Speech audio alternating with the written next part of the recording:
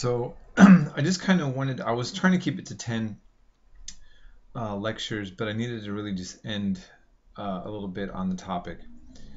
So I mentioned that in the 8th century BCE, the northern state of Israel ends up being destroyed and basically eradicated. And then in the 6th century BCE, the destruction of the temple occurred in Judah. The first temple that was built by Solomon. Judean elites, were taken as captives into Babylon, known as the Babylonian captivity. And then this is essentially where the Jewish religion is formed, as opposed to what we would consider ancient Israelite religion. But what happens? I just need to fill in some gaps here. So this is a picture depicting of what an ancient Israelite priest would have looked like. Ancient Israel, by the way, there is no more temples, no more priests for the temple because the temple is destroyed, which we will cover at a later time, okay? But for now, so the second temple will also get destroyed, in other words.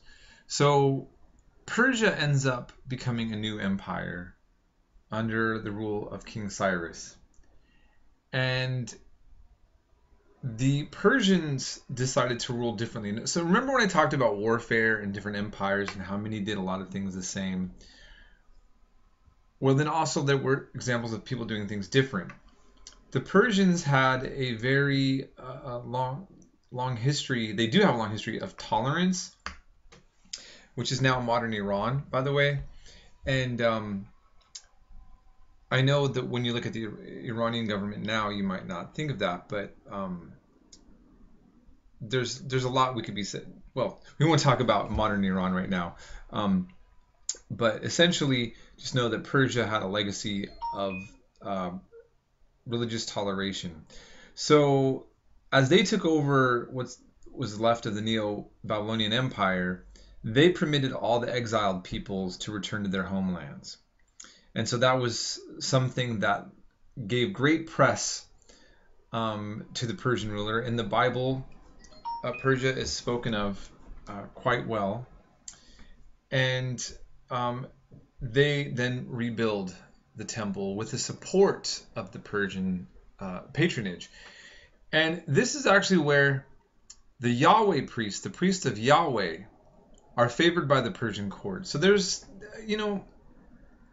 some might say, well, perhaps when we look at the times where there were conflicts between various Canaanite deities and the people who just wanted to follow Yahweh, this essentially appears, no matter which way we break it down, to be when the religion of Yahweh will get supremacy over the other religious ideas in what was then Canaanite territory, because of Persian patronage and the Persian courts. And so, essentially, as the book says, for the next 500 years, which is a good chunk of time, right, the restored temple became the center of Hebrew religious life. And many people believe that, especially since this is coming out of Judah, we get the term Judaism or Jews coming from this time period. So we had Hebrews that were a part of the tribe of Israel. We had the states of Israel, and then we had what's left of Judah, and then we have Judaism. Okay? Hopefully that's not too confusing. You can look at the document that I wanted you to look at on a Judaism overview. Hopefully that'll help a little. And keep in mind too, it was discussed in the book. I only want to briefly talk about this since I know we've already had 10 lectures. But the Bible, essentially, the Hebrew Bible, you have an important text called the Torah, or the instruction. It's also known as the Pentateuch, right? And that is very important because that is where Jewish law comes from. Okay, and one of the things that the textbook talks about, which is very interesting, is this tension between the prophets and the kings that are throughout the Bible. And so with the Torah, you have the law codes of the Jews, and then you have the writings of the prophets, or the Nevi'im in the Hebrew text, that speak on behalf of God and telling the people, look, you're not doing what's in the Torah, you're not doing what's right, and condemning kings. And then some kings coming into power and trying to do what's right and smash idols and purify the people. And so this tension goes back and forth. Where we get the Ten Commandments from, it comes from the Torah. Okay? And so that's just something I want you to know. I can talk a lot about all of this. I'm going to end this here. I'm hoping this is helpful, giving you a picture at least about the civilization.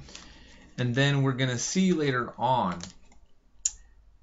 how this small religious group in a small region of the world is going to evolve into a religion called Christianity, which is going to be repressed by Rome and later going to be legalized and then made the official religion of Rome. And that's what's going to spread out. So we're going to talk about a development over centuries where we can trace back this influence. But you'll just be following that with me as we go into later chapters. Okay. And they're here.